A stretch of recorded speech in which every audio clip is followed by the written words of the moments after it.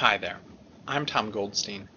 You, of course, already know that I'm the co-chair of the Supreme Court practice here at our powerful Washington, D.C. law firm. In previous videos, I've demonstrated the space-age technology that puts my practice on the bleeding edge of innovation. I've also proved that I should be your Supreme Court lawyer. And while I haven't heard from any of you who are corporate general counsels, I do appreciate all the prisoner mail. Stay strong. More recently, Washington has been abuzz with the historic confirmation of Justice Sonia Sotomayor, from which we all learned so much. As was widely noted, I correctly predicted Justice Sotomayor's nomination and confirmation on SCOTUSblog. Now, to be sure, I had also predicted that President Obama would nominate other candidates, from Solicitor General Elena Kagan to Seventh Circuit Judge Diane Wood to a small flightless bird from Kansas, but thankfully nobody remembers those posts. Now, I'm not saying that I deserve all of the credit for Justice Sonia Sotomayor's nomination and confirmation, but my role in the process did in fact lead GQ magazine to name me one of the 50 most powerful people in Washington, D.C. And that matters, because no publication is so devoted to the comprehensive coverage of the intersection between politics and power in America as GQ magazine. Now, I mention these tremendous successes not so that I can brag or draw attention to myself. That's just not my style. But because they help explain why in this sad era of the politics of personal destruction, my idiotic and unethical detractors have been spreading two nasty rumors, which I want to discuss with you today as fully and as honestly as will make me look good. First, I want to address the incident in which the Supreme Court police recently found me unconscious, snoring, and in a fetal position with my briefcase shattered beside me on the court's plaza. Thus far, I have remained secluded and unavailable to investigators in order to allow my injuries time to heal, and also to allow my attorney to complete negotiations with other interested parties.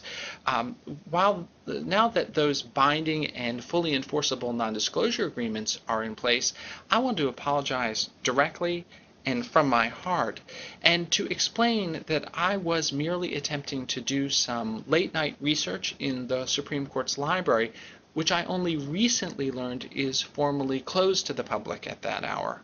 My mistake. I'm also obligated to take this opportunity to publicly thank my wife Amy by reading a verbatim statement that our attorneys have worked out in the course of carefully negotiating a comprehensive settlement. My dear wife Amy was found standing over me with this gavel, not because she wanted to beat me into a viscous pulp. No, but instead in a heroic and ultimately successful effort to save me from drowning in the Supreme Court fountain.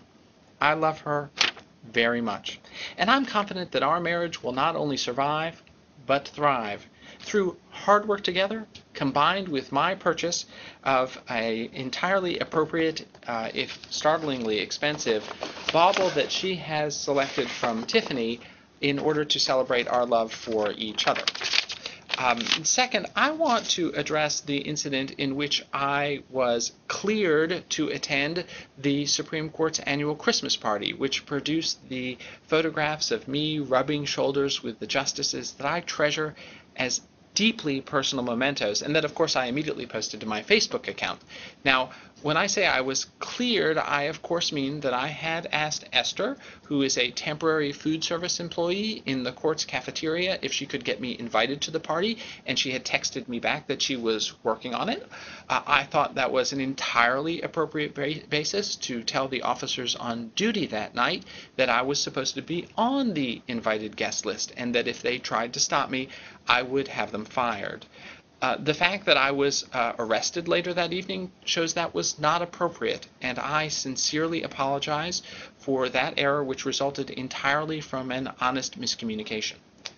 Over time, I hope to have something else remotely plausible to say about these events. But in the meantime, because of the realistic prospect that they will produce federal charges, potentially producing another groundbreaking Supreme Court case for me, it's best that I allow the Federal Bureau of Investigation and the bars of the District of Columbia and the state of Maryland to first complete their respective investigations. Finally, I recognize that some naysayers will say nay, that I concocted these events merely to draw attention to the television series that NBC is producing about my life and practice, which now has the working title, The Real Supreme Court Litigators of Washington, D.C. But that is not so. Hey, maybe you're perfect, but I'm just a human being. Every day, I wake up with just one goal, and that's to make the millions of other Americans who, like me, graduated from college with a not quite B average look good. And I think it's working. Yeah, definitely. I think we nailed it.